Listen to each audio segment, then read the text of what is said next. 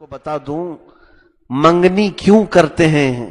منگنی کے جو ہمارے ہاں رواج ہیں اس کی بھی آپ اصل سن لیجیے.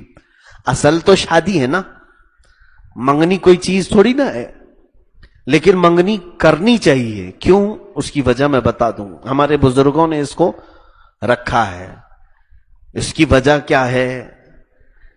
ہاں، یہاں پر کچھ مسئلے ہیں جس کو مجھے واضح کرنا ہوگا کہ منگنی کے بعد کچھ لوگ یہ سمجھتے ہیں منگیتر اب حلال ہو گئی ہمارے لیے. وہ حلال نہیں ہوتی، وہ حلال نہیں ہے تمہارے لیے. وہ اب بھی اجنبی ہے جب تک کہ تمہارا نکاح نہ ہو جائے. منگنی کی جو اصل ہے اس کی وجہ ہے. کیوں؟ اب مثال کے طور پر کسی کے گھر میں ایک جوان لڑکی ہے، آپ سب کو پتا ہے کہ فلاں صاحب کے گھر میں ایک بیٹی ہے جو ابھی نکاح کی عمر کو پہنچ چکی ہے، اور یہ صاحب اپنی بیٹی کو نکاح میں دینے والے ہیں. تو ظاہر سی بات ہے آپ میں سے جس کے نکاح کی خواہش ہے آپ پیغام نکاح اس کے گھر میں لے جا سکتے ہیں کہ نہیں؟ کوئی بھی لے جا سکتا ہے.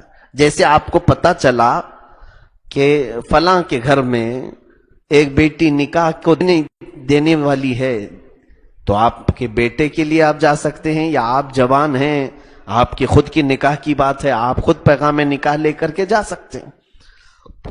لیکن مثال کے طور پر زید کے گھر میں ایک بیٹی تھی اور خالد نے جا کر کے پہلے پیغام نکاح دے دیا اور کہا کہ مجھے آپ کی بیٹی سے نکاح کرنا ہے. اب ان کے نکاح کی بات چیت شروع ہو گئی. خالد نے زید کی بیٹی سے نکاح کی شروع کر دی. اب بزرگوں نے شادی سے پہلے ایک رسم رکھی ہے منگنی. اس کی وجہ کیا ہے جانتے ہیں آپ؟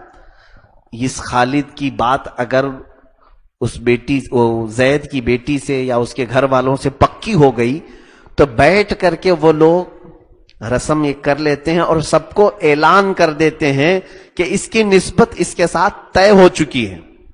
منگنی کا اصل مقصد ہے اعلان کرنا.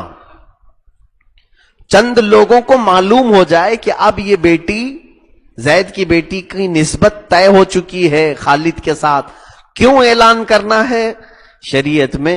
کہ اب اس کے بعد خالد کے بعد کوئی دوسرا اس گھر میں نکاح کا پیغام لے کر کے نہ آ جائے. اگر اس کے بعد کوئی منگنی کے بعد اس عورت کے لیے نکاح کا پیغام لے کر آیا تو اس نے حرام کام کیا.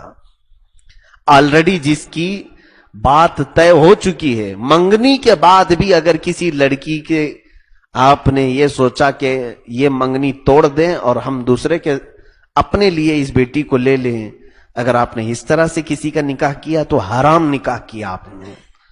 یہ کام حرام ہے. تو میرے عزیزو، منگنی کے بعد جائز نہیں ہے اور خرید و فروخت میں جائز نہیں ہے تو آلریڈی جس کی شادی ہو چکی اس کو توڑ کے لانا کہاں سے جائز ہوگا؟ ہاں، یہ کام میں کچھ لوگ ملوث ہیں معاذ اللہ رب العالمین. کہا گیا کہ وہ سخت ترین زنا کے جو سب سے ہائیسٹ کیٹیگری ہیں اس میں وہ سب سے اعلیٰ درجے پر ہیں. جو شادی شدہ عورتوں کے ساتھ اپنے تعلقات قائم کریں وہ زنا کے سب سے اعلیٰ قسم کے مبتلا ہیں. اسی لیے